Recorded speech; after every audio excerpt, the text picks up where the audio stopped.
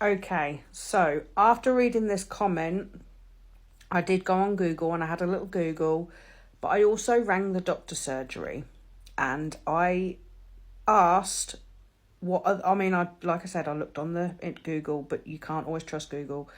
I asked the doctor what the possible side effects of these was, because obviously I was only warned of the make sure she doesn't have it, she has it an hour before eating or 2 hours after eating to be sick. So I thought that was the only side effects I had to worry about.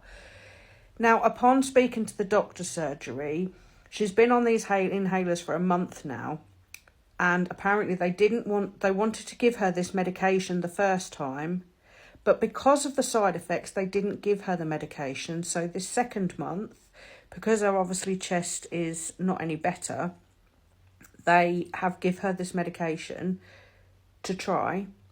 But the only reason they didn't want her to have it is because this medication can cause nightmares, it can cause hallucinations, it can make them irritable and aggressive, it can make them have insomnia, which is not going to help with the fact that she doesn't sleep already. They've told me, basically advised me to give it to her again tonight, because you can't judge anything from one night, which is 100% true. You can't judge anything from one night. I'm fingers crossed it was a bad night.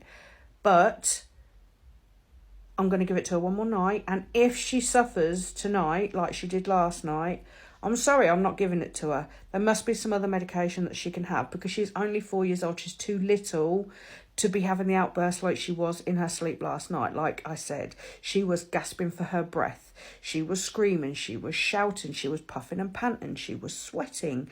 She was coughing. She was choking. Like, it's not natural to see, and I felt very uncomfortable, and I couldn't sleep because of it, and she was asleep. Luckily, she was asleep, but it did eventually wake her up, and then that was it. I was up for the day, and the whole day just went ahead.